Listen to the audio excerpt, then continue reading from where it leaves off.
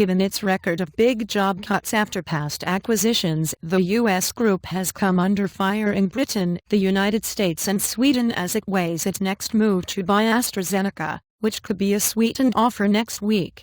And Chief Executive Ian Reid, who is due to appear before two panels of British lawmakers on May 13 and 14, said in a video that the $106 billion deal was a win-win for shareholders and society, and merging the two firms' research would be easy. And the suggested deal would be the largest foreign takeover of a UK company and has provoked a political storm in Britain, with the government seeking binding commitments to protect skilled jobs and scientific research. And two U.S. state governors with large AstraZeneca workforces have also joined the fray, while the Prime Minister of Sweden, where AstraZeneca has half its roots, has expressed concerns. And the furor in Britain is Reid's top priority ahead of his expected grilling by British lawmakers at separate parliamentary committee hearings next week. And Reid did not make any fresh pledges on British jobs in his latest comments, which were posted on the U.S. company's website, but he said tapping into AstraZeneca's research and development capacity was an important reason behind the deal. And when we looked at Arizona, we liked their science. We liked where their science is being done, which is in the UK, and we know we have good science in the UK and the Cambridge, Oxford, London and other universities, he said. And he dismissed suggestions from AstraZeneca's chief executive Pascal Soriot that a merger would be disruptive and could damage the development of a series of experimental drugs currently in clinical testing.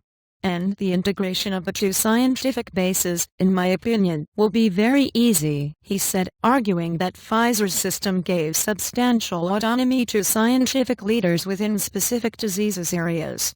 An open economy, and Pfizer has already given a 5-year commitment to complete AstraZeneca's new research centre in Cambridge, Britain, a factory in the northwestern English town of Macclesfield, and put a fifth of its research staff in Britain if the deal goes ahead. But the U.S. firm has also said it could adjust its promises if circumstances change significantly, prompting demands for more watertight pledges. And Britain's Finance Minister George Osborne said earlier on Saturday he was ready for hard negotiation to ensure Pfizer stuck to specific promises on jobs and science. But Osborne also stressed Britain was an open economy that had benefited enormously from past investment by foreign companies such as Tata Motors, Damo.ns, and Nissan 7201 in the car industry. And AstraZeneca has rejected Pfizer's approaches, arguing its cash and shares offer of £50 per share significantly undervalues Britain's second biggest pharmaceuticals company, which has a bright future as an independent business.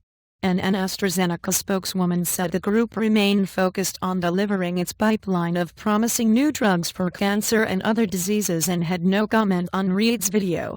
And the Pfizer CEO did not shy away from the fact the proposed deal would lead to some job losses and that a plan to redomicile the enlarged company in Britain would cut its taxes, but he said such things were necessary to improve efficiency.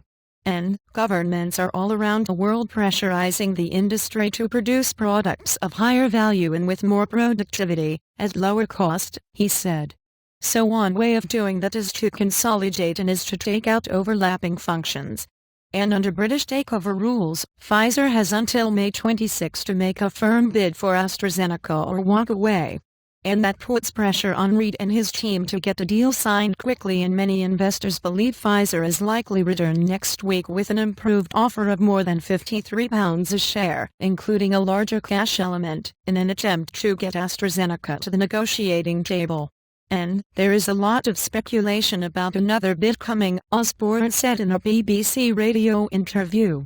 And Pfizer has a tarnished reputation in Britain after it announced plans in 2011 to shut a major drug research site in Sandwich, southern England, where Viagra was invented, with the loss of some 1,700 jobs.